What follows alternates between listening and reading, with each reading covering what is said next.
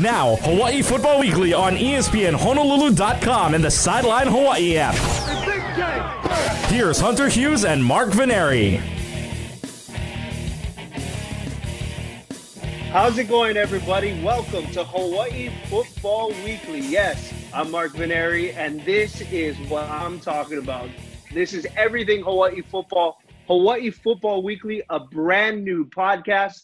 I'm excited. I'm jacked about this. Stoked to have you with us. I'm joined by former University of Hawaii quarterback, Hunter Hughes. Hunter, my man, how's it going? What's up, Mark? Stoked to kick this off with you, man. I'm just so excited to have football back. Hawaii football is back. It's been a crazy year with COVID. And, yeah, man, just stoked that we're off and running. And the Bows are 1-0, man. I think that's all that matters. I think that's what everyone cares about is Hawaii football is 1-0, and that all that matters with the tradition. Of course, we're going to talk about that too a little bit later with smashing the rock, smash that Fresno State rock. But you said it, Hunter. I mean, I'm just so excited the fact that University of Hawaii football is back, given what we've been through as not only a state, but of course nationwide as well. This pandemic has been awful, but we have the opportunity to have Hawaii football back. And, you know, we'll have this show weekly. I can't tell you enough how excited I am. We can have Hawaii football back.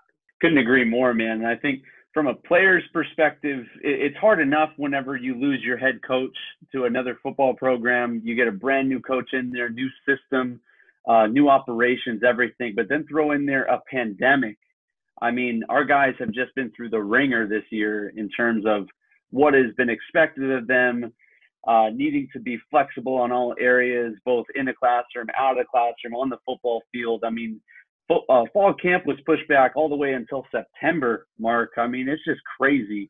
So the fact that we're back and we're playing ball, and we got a win against Fresno in game one, which if anyone is connected to Hawaii football, you know we are not a big fan of those guys. So the fact that we beat the Bulldogs on the road was just a great way to kick things off.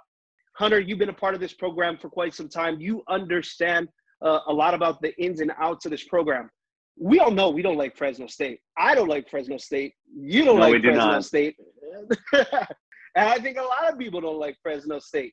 Hunter, how big was this win for the University of Hawaii football program for the first game with Todd Graham?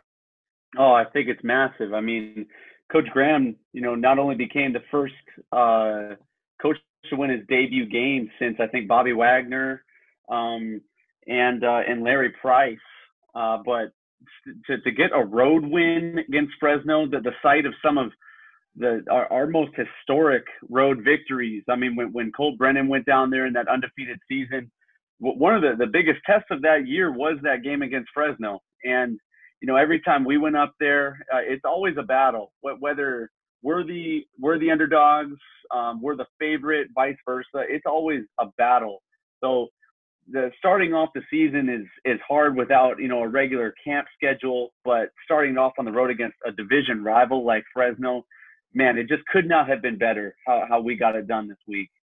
A lot of us didn't know what to expect. Remember, media was closed. We were going in as a media member, just blind to what we were going to expect. I mean, we knew we would have that offensive line. We knew we'd have Chevan Cordeiro. We knew we had returners on the defensive side.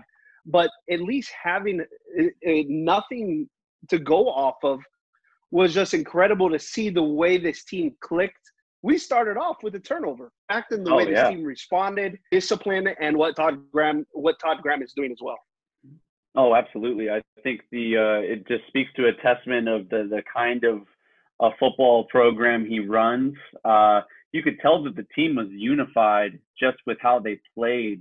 It looked like people were playing together. They were playing with tenacity, flying around the football on defense particularly. Anytime that you can win the turnover ratio, but in our case, we really annihilated them in terms of turnovers. And there's something mysterious about when defense gets turnovers, it just kind of turns on a whole team as a whole. And it just kind of sparks that flame that just kind of spreads around for the rest of the ball club. So anytime you can get that done, it gets a lot of stuff moving for your team. And yeah, I think Coach Graham's done an amazing job. That the guys looked in shape. ready to go from a system standpoint. We were throwing the ball well, and then we got it done on the ground, man. Just like what you said, our offensive line, we're creating truck-size holes on the offensive side. And, yeah, I mean, we took it to them, man. That was fun to watch. I really liked and really enjoyed. I'm always a big fan, of course. Everyone is a big fan of passing. You're a quarterback. I have a son that's a quarterback. I understand everyone wants to see the pass. We've seen the magic.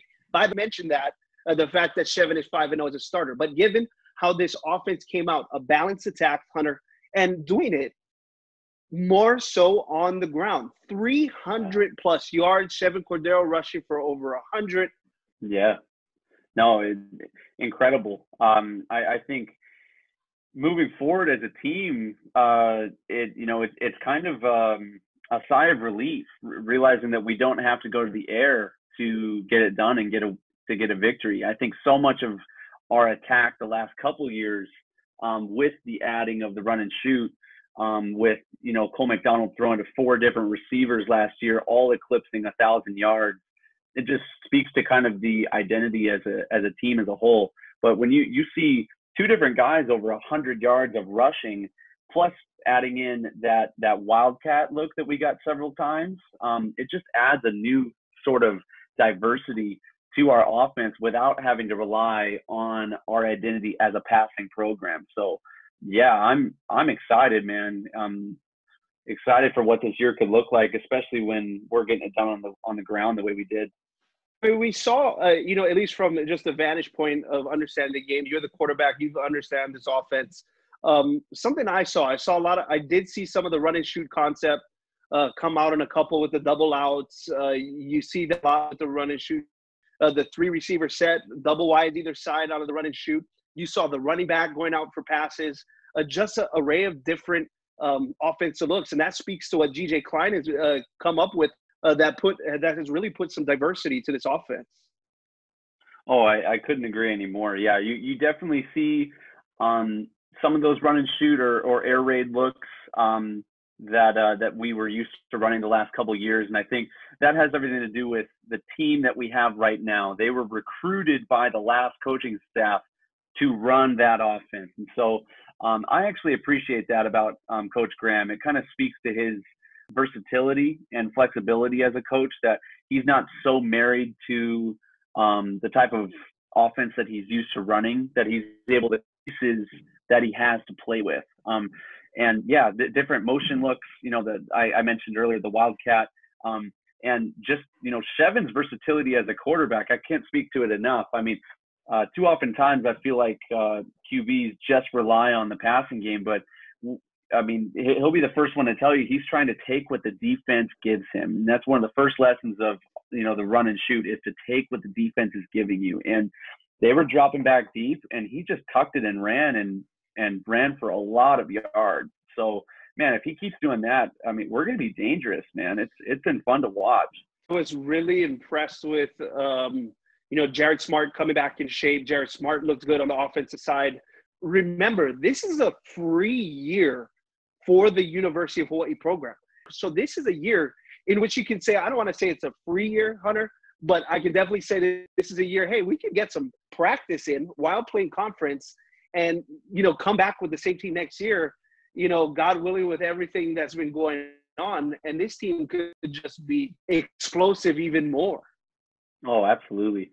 And, as a player, I feel like those guys are just licking their chops right now. They're getting free game footage, essentially, for some of these guys that are looking to go to the next level. I mean, they're playing conference level opponents, Division I defenses for a lot of these guys that have transferred, either, from a high school or junior college or sub-division college players. They're getting great exposure right now and no cost to their eligibility. And so just that on its own, I mean, I feel like you can play with a little more abandon, just with the realization that, hey, if I get hurt, I got all of next year to rehab, and, we'll be right back ready to go at no cost to my, ultimate eligibility. It's incredible.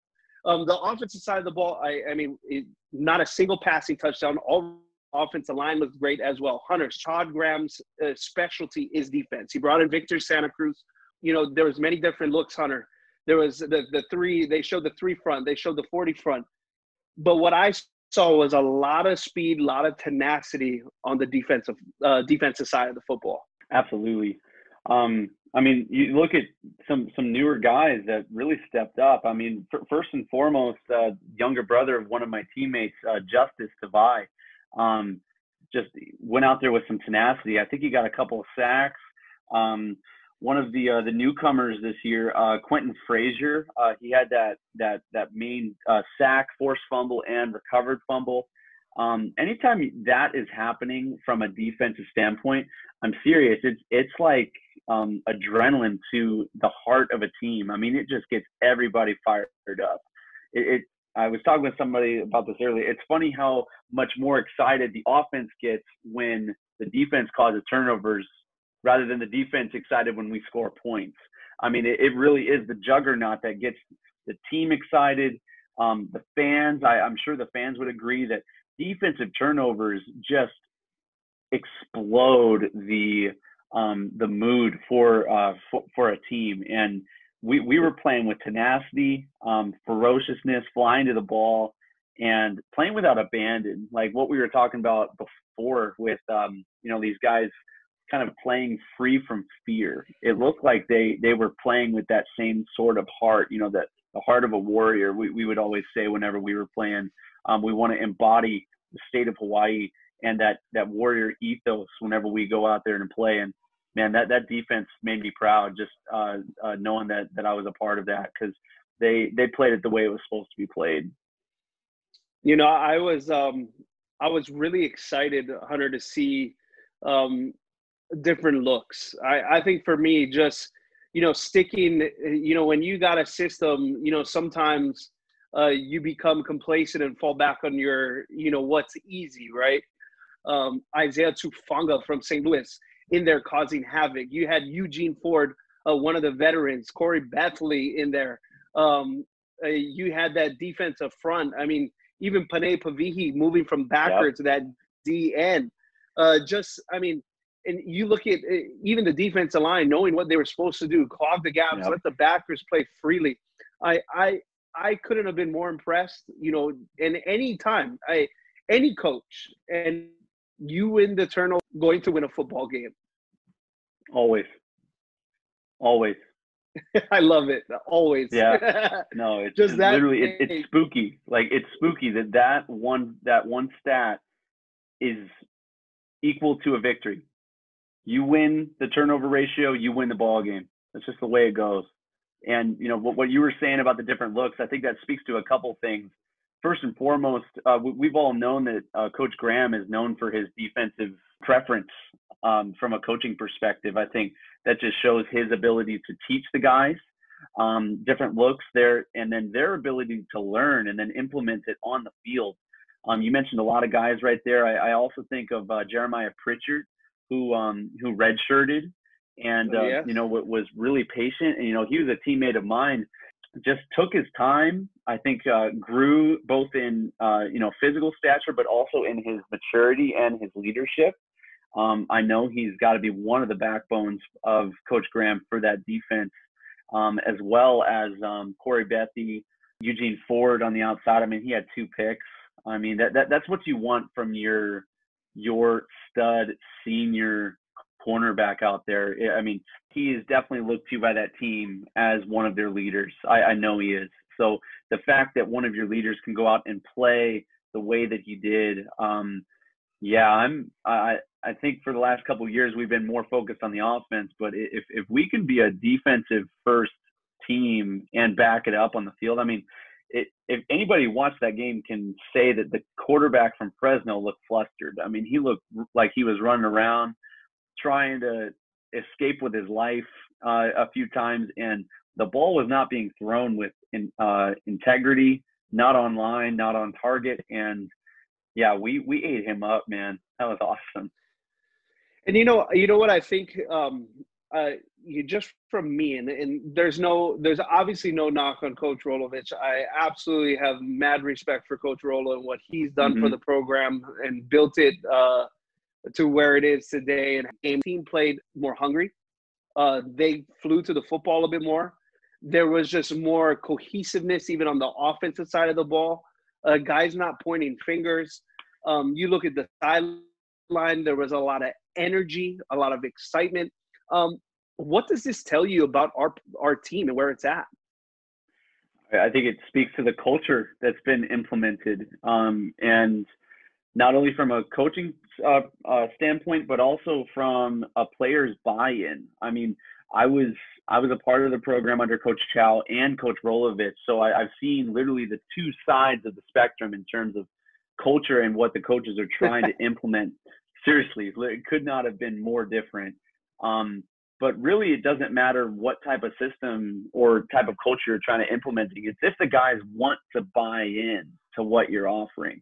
And so somehow, some way, Coach Graham, in the short time that he's been here, has won the heart of this team and has found a way to create unity amongst these guys. I think about that with one of the, the new traditions that they've started called the Rock Walk. And so before every game, they go onto the field, usually the day before, and lock arms hand in hand, literally as an entire squad, and walk the field together.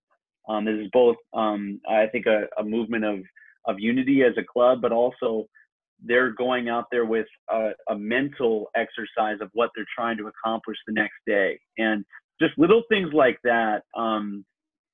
Again, I've been around a lot of pregame rituals that didn't always go well from a player's perspective. Like, some guys are just they're sourpusses. Sometimes guys just are not a fan of what the coaches try to implement, but it looks like you know what I mean? Like it takes guys. Yeah, I do. It takes guys to buy in to what the coach is trying to do, and then whenever you have flexibility from the players, and then like a loyalty from the coaches showing that, hey, if you guys buy in, this is the result, and then you get a win on top of that. I can only imagine that the unity has only grown since then. Yeah, this Fresno State win. People can say what they want. I called it, by the way. I'm raising my hand. I called 1-0 start. I know people are like, man, 2 games on the road.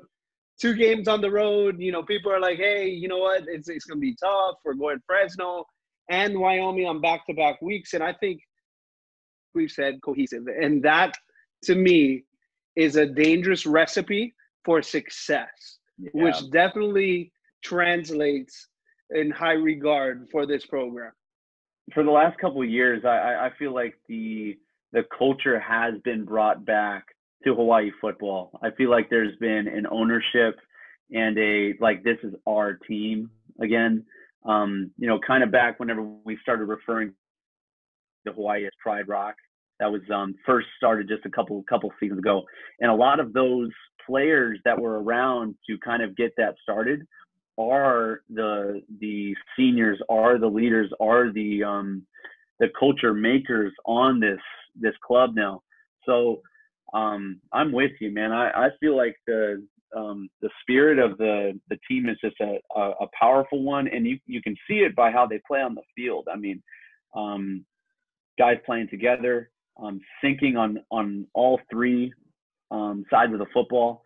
Yeah, to go back with what you were saying, Mark, it's just funny when the Vegas sports book has us as I don't know, what was it, like 13-point underdogs to Fresno.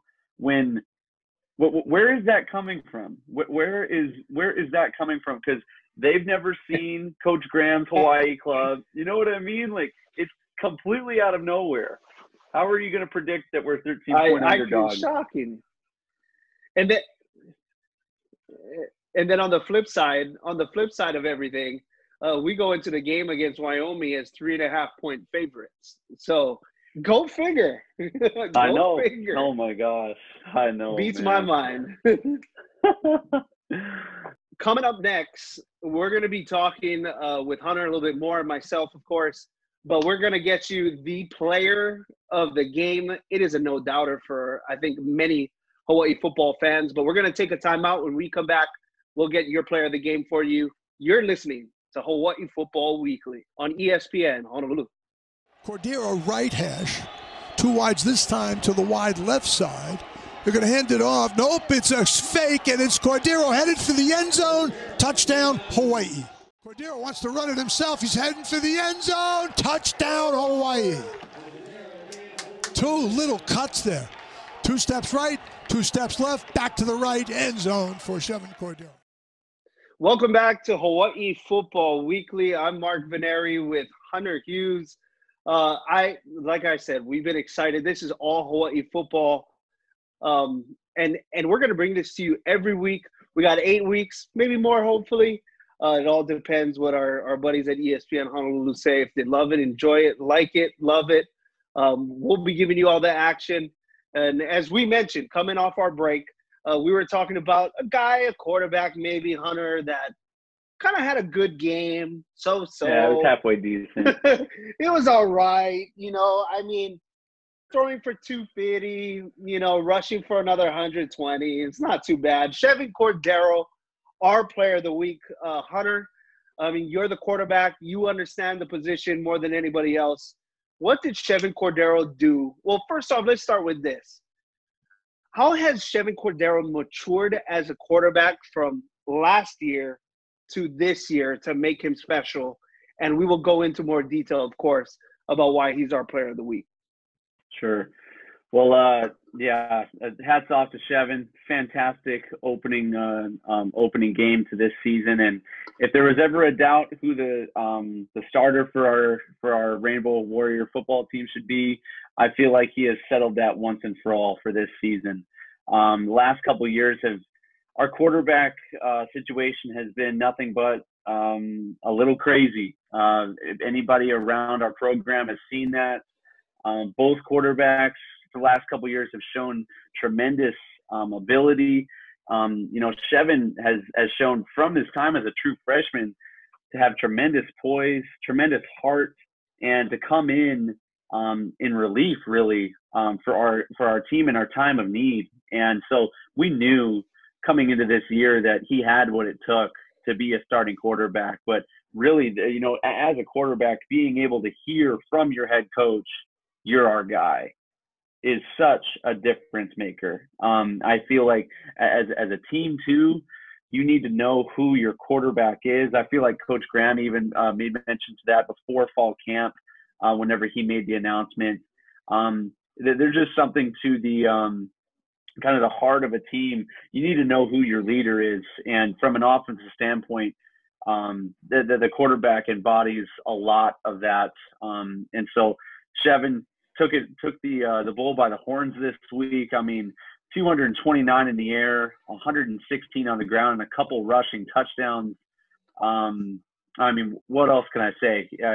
Took the team under his wing, became the leader that he was supposed to be, and because of it, got the supreme honor of being the first guy to break the rock after the game. And for those of you that aren't aware of this, Hawaii started a new tradition.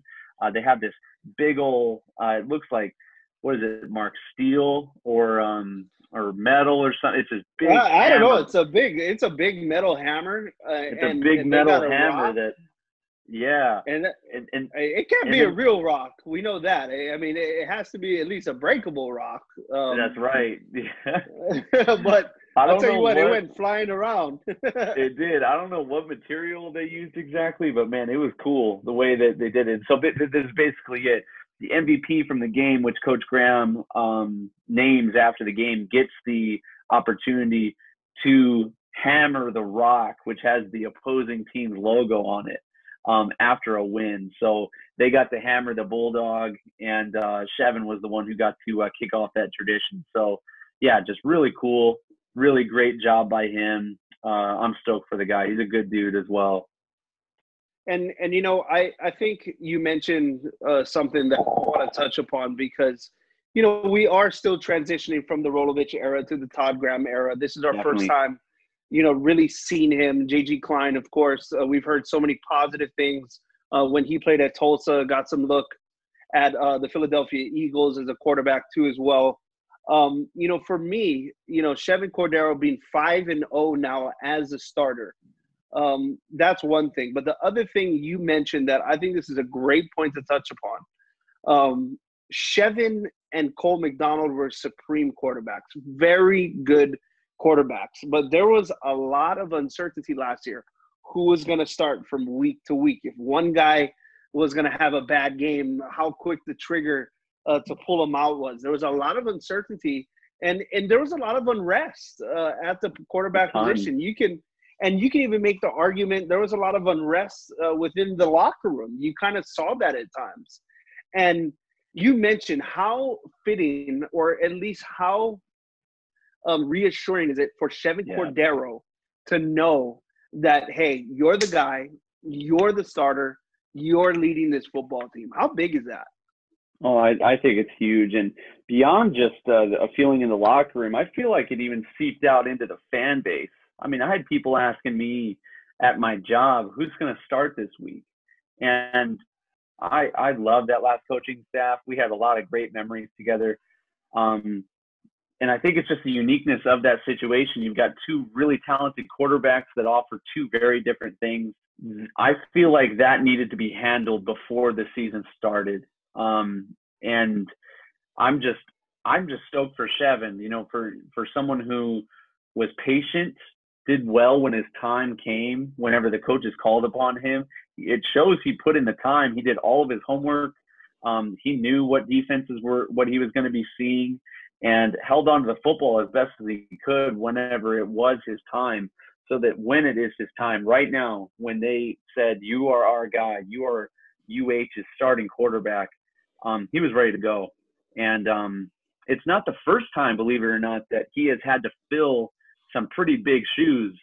Those connected to the Hawaii prep football scene out here will know that he took over for someone named Tua at St. Louis. And so he has kind of just been in the process since a young kid of taking over for a pretty prolific quarterback that had come before him. So there's something to this kid. There's something about his heart. There's something about his ability to lead and perform in the big games. And as you said, he's undefeated. People haven't taken this guy down yet. And, before I go any further, we got to give credit to the big men, to our offensive line. And Chevan would be the first one to take the spotlight off of him. The only way that you can pass is if you have time to pass. The only way that you can run is if there are holes for you to run through and around. And, Chevan definitely had an outstanding game, but it was a team victory on Saturday. So big things ahead. But I'm thankful that we finally can rest the debate on who our quarterback is. Hunter, it has been so phenomenal what Chevan Cordeiro has done. I think this is what the crazy part is. Okay, Hunter. First off, given this is a free year, Chevan is a redshirt sophomore this year. Okay, he has the ability to potentially play 6 years at the University of Hawaii. He has potentially another 4 years as our starting quarterback for the University of Hawaii football team. That is crazy to think about. The second stat, Hunter, which I think is unbelievable, you talked about a guy he had to sit behind and being tutored behind, or even just learning, a guy named Tua Tagovailoa, who's playing for the Miami Dolphins. Think about this. In 2016, in Tua's last year, Tua went down with that calf injury. He had to sit out a game against Iolani. In that game, Chevan Cordeiro comes in, starts, wins that game. The following year, Chevan Cordeiro is the starting quarterback at St. Louis. He does not lose a game, goes undefeated, hits Jonah Panoke for one of the most historic throws in state football history. And you fast forward time, he's 5-0 as a University of Hawaii football starter. So do the math. This kid has not lost a game He's a killer. 5 years. He's not lost a game in 5 years. Unbelievable. The only other person that's reminding me of is Kyler Murray. I think Kyler Murray's never lost in Texas, something like that. He was a Texas high school kid, and then obviously went to Oklahoma and came back. He's in the NFL right now, but he's never lost in Texas. Something like 35-0 or something like that. But I mean, Chevan is that killer. He has that killer instinct in him. I can remember just graduating and running into him down at Tactical Fitness down in Kaka'ako. Him and one of the D linemen, I forget who that was, but we're already training down there before they were even enrolled at UH as freshmen. They were already getting ready to go.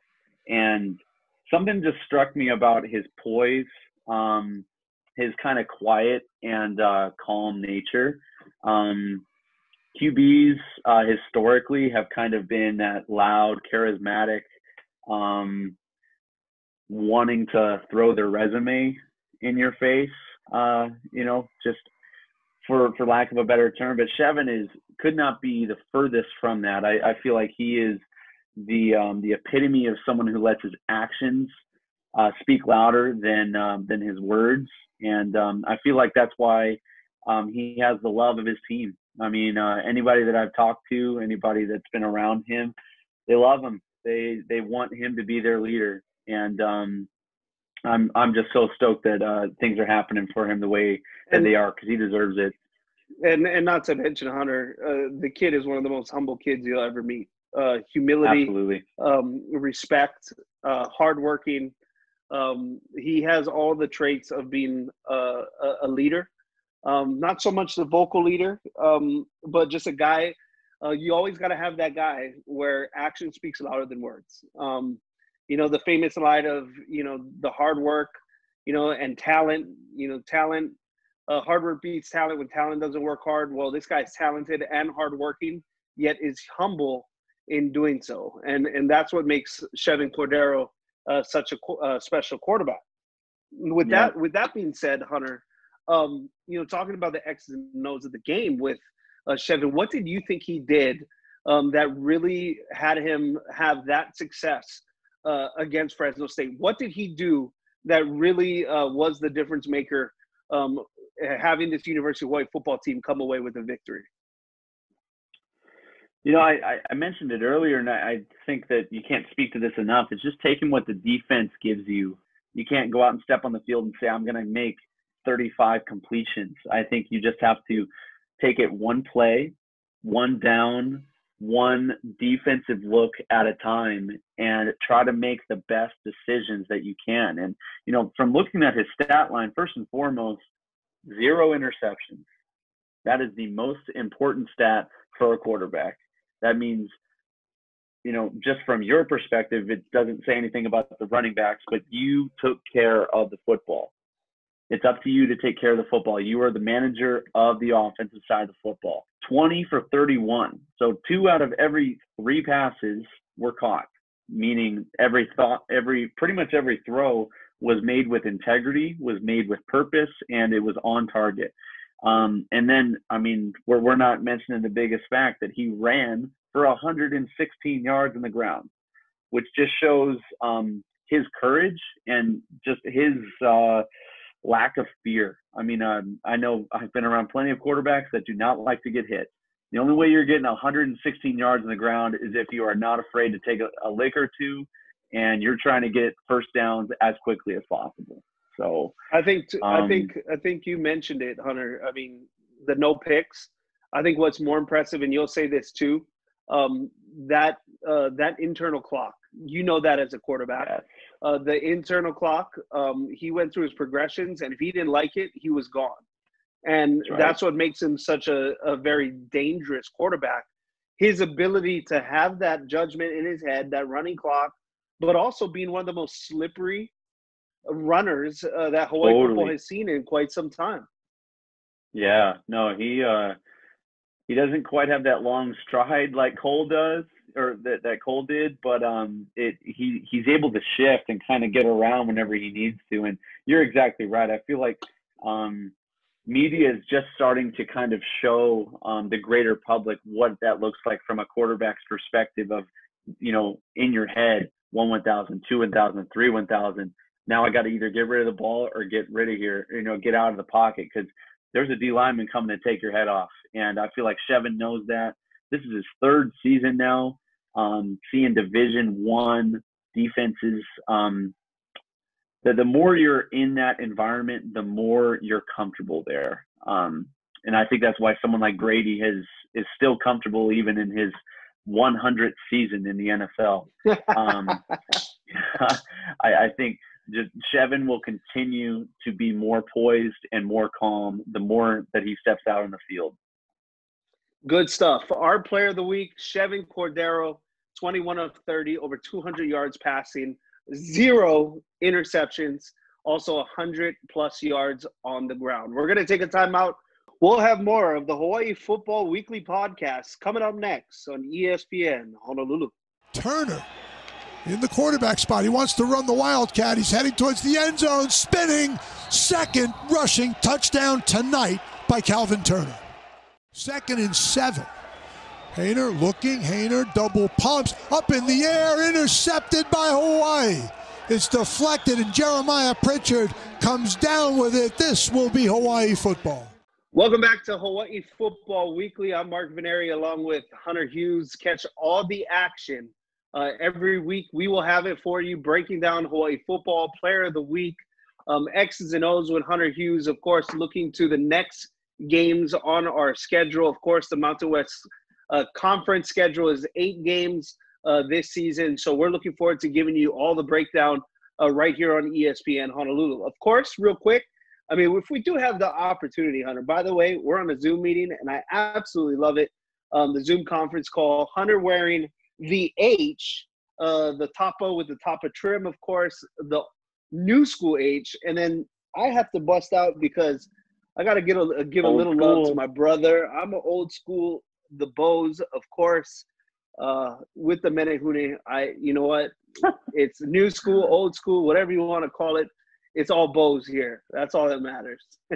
Shout out to UH rocking the white jerseys this last weekend too. We haven't seen those in a long time. The full white jerseys. The full white with those were new pants. So you had the white. They were, man. With the black top of trim. I was digging it, man. I like the all white. It's a very secure man to wear white pants, and those guys look very secure. It does. So. I'm trying to remember the all white. And this is a correction if I'm wrong type of thing. The last time Hawaii wore all white was a victory at Fresno State, if I'm not mistaken, which is fantastic. Awesome. With the game in which Brian Moniz was at quarterback, Greg Salas had a big game, and right. I was excited. It was good to see the all whites. In a year like 2020, that wouldn't surprise me, Mark. You're probably right, man. Well, let's get to it. X's and O's. X's and O's with Hunter Hughes and myself. Of course, Hawaii is taking on Wyoming today. They will be playing the University of Wyoming in Laramie. First and foremost, it is cold. It is going to be kickoff is slated to be potentially under 20 degrees. Hawaii comes into this game as 3.5-point favorites. I know when my brother landed for the broadcast with Bobby Curran, we're looking at 11 degrees at night with snow still on the ground in Laramie. So, Hunter, right off the bat, never mind X's and O's. How hard and how difficult, one, elevation, but two, dang, it's going to be cold come kickoff. Remember, this is a late kickoff for the University of Hawaii football team. Oh, absolutely. Anytime you go from Hawaii anywhere, it's an adjustment. I mean, I grew up in Chicago, and I have fully become accustomed to Hawaii, man. I'm a wuss whenever I go to the mainland now. But these guys, I feel for them, man. I saw that they've been practicing in a dome recently this week. I feel like they got a couple practices outside, just getting acclimated to obviously the lack of temperature, but also the elevation. I think that plays probably more of a role in tonight's game than anything else, because the oxygen is different. Your conditioning is really put to the test. I feel like from a football perspective, at first it's going to feel cold. After you get the pads hit a few times, once you're out there, you're moving, you're in the game, you're ready to go. Really, it's when you're standing on the sideline that it sucks the most, because you're not moving. You're usually sitting down. Right. And there's also this almost like this pressure amongst your teammates to see who will put the least amount of clothes on, because it's almost like a manliness of, I don't got to wear sleeves. I don't got to wear sleeves out there. Tell you what, man, I wore anything I could whenever I was out there. So yeah, it's gonna be a chilly night in Laramie. They're calling it Laradise. I guess that's the new phrase for Wyoming. But speaking of the game, Wyoming coming off a loss, an overtime loss to Nevada, losing 37-34 in Reno. They did lose their starting quarterback in that football game, out for the year with a broken leg. I did see a couple of takes on this film, Hunter. I've seen this team. Wyoming is known for their tenacity and physicality on defense. On offense, you see that smash mouth type of pro set offense.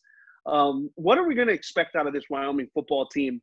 Of course, I say this. I say they come out hungry, being that they did come off of a loss. But not only that, I think this team is still a very dangerous football team in Wyoming. Yeah. I just watched the highlight, the kind of recap of their game against Reno earlier today. And I think special teams is actually going to play a little bit more of a role in that game tonight than we think. That they actually had a turnover on special teams early in the game, which kind of set the tone for the first half of that game against Reno. And in a cold game like that, a lot of things will rely on our kicking, on our punting, both teams' ability to hold possession and hold parts of the field in that cold and inclement weather. So I think that's going to play a big piece in that game tonight. And then another one actually is our ability to get to the quarterback. I think if we're able to kind of set the tone early the way that we did against Fresno and jump on this guy early, I think we should be able to handle kind of the momentum of this game. From what I watched, this guy doesn't move his feet a whole lot, kind of gets concrete shoes a little bit, and he's just kind of stuck back there. And I would love for our defenses to throw some different looks at him the way that we did against Fresno, and see if we can't get this guy early and cause some more turnovers. With the defense and the way the War Dog defense, as it's labeled for this university-wide football team, I really think it does start on the defensive side of the ball, Hunter. I think the defense will have to set the tone. I thought they did a great job in setting the tone throughout the game in certain key moments where you could possibly see Fresno State take over. I think they'll have that. They'll have to have that same mindset heading into tonight's game, where win the turnover battle, fly to the football, and be physical, because Wyoming's gonna want to pound the rock. That's something that they pride themselves on, and they like to run the football to set up that play action pass. So you're gonna have to see a lot of physicality from the Hawaii defense.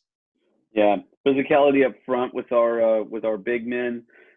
Some different looks, and maybe even some more blitz packages from our linebackers, and then just letting our DBs do what they've been doing. Great leadership on that side of the football. Excited to see that, and I'm also excited to see a little bit more from our passing attack on the offense. I feel like we really set the tone with our rushing in that first game, and if you watch our film, which I know Wyoming is doing currently, they're going to see how powerful and how strong our offensive line is. So they're going to be doing anything they can to stop our running attack. Because if, they give up close to 300 yards on the ground the way that we did in game one, they're going to lose this game as well. So I think we're going to get to show off a little bit more of our passing versatility with this new offense tonight. And I'm excited to see what we can do.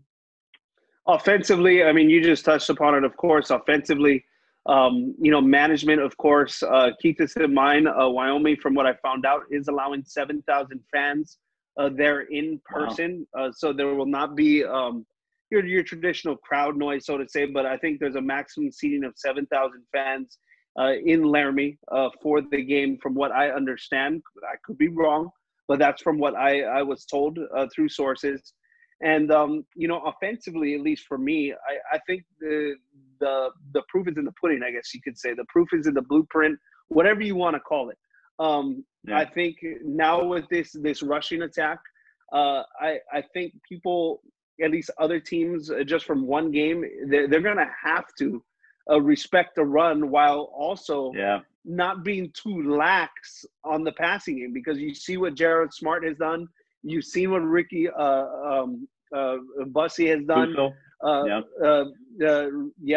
So this is something you definitely have to watch out for, because this is now what we can say. It's not the run and shoot, but it is the run and gun, and it's very balanced. It's a balanced attack, and we're going to have to see more of that, I think, against Wyoming come tonight. From a passing perspective, if you want to pass the ball, you better be able to run the ball first, because the only way the pass is going to be open is if people are fearing your run attack. It goes hand in hand. Otherwise, they're just going to sit back, and if they know you can't run the ball, then you're a one-sided offense. And I'm thankful that we've kind of proved it in game one that we can get it done in the air and on the ground. So, a lot to look forward to tonight. And to that comment about the 7,000 fans, hey, if you get 7,000 fans wanting to sit in 30-degree weather, more power to you. More power to those guys. So feel free to come out, bring your blankets, do whatever you got to do. The Bows are going to be ready tonight. I know that for sure.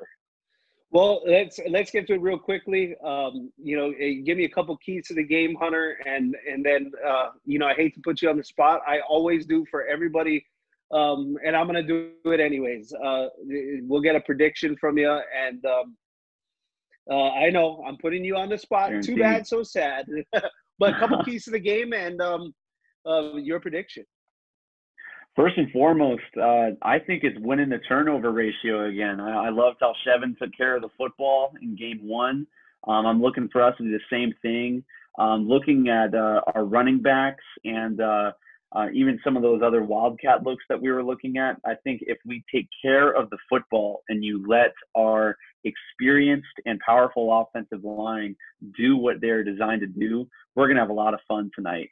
And then on top of that, our defense needs to continue to play with fearlessness and tenacity and play with that warrior ethos, that warrior spirit that we are proud to represent for the University of Hawaii. I feel like if we do those two things, we take care of the football and we play with heart and with abandon, we're going to do just fine tonight in Laramie. My prediction, I got the Bows going 2-0. I got us winning probably a solid 35-21, something like that. I liked what we were doing on the offensive side of the football, and I think we're going to see some more of that tonight. Couldn't agree with you more. I think for me, I think taking care of the football, Chevan not doing too much, being that game manager that he can. Also having the defense step up, forcing those turnovers, as you mentioned. I repeat that across the board. I'm with you on this. I see the University of Hawaii football team going 2-0, and I see them. I see this being a very physical game. It's going to be cold. I think there's going to be momentum shifts in this game. I see it a little bit closer. I see like a 35-24, 35-27. I still do think Hawaii, we're going to see a balanced attack, but I'm going to see Chevan Cordeiro throw for a couple of touchdowns in this game. I see our Bows 2-0. I'm excited. I'm ready. Let's get the kickoff going already. That's it. I know that Paniolo trophy is getting right back on the plane. It's coming back where it belongs. So yeah, that stays home. That stays home for sure, my friend. Well, this has been fantastic, Hunter. I can't tell you enough how excited I am for the rest of the season. I can't tell you enough how excited I am to just be a part, of course, of the broadcast team and also not only that, just, you know, being a part of University of Hawaii football. This is what it's all about, especially in a day and age in which we live. Couldn't agree anymore, Mark. Stoked to get our podcast up and running. Stoked to have the fans, you know, just back and with us again. We've got Hawaii football back, you guys. COVID could not keep UH football down. We are here. We're here to stay. Excited for our boys. Solid start to the season. Great road win against Fresno State. And we're going to get another one tonight in Laramie against Wyoming. Cannot wait until next week when we talk about what happened against Wyoming. And, yeah, excited for the rest of the season. Let's get it. Let's get it. Excited. Glad we could make this happen for everybody at ESPN Honolulu. Of course, everybody listening to our brand new podcast, Hawai'i Football Weekly. That's what it's all about.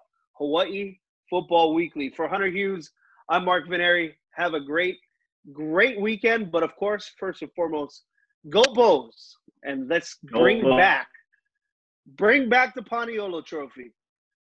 It's Cordeiro headed for the end zone. Touchdown, Hawaii. You've been listening to Hawai'i Football Weekly on ESPNHonolulu.com. Check back in every week for a new episode and catch Hawaii football all season long on ESPN Honolulu.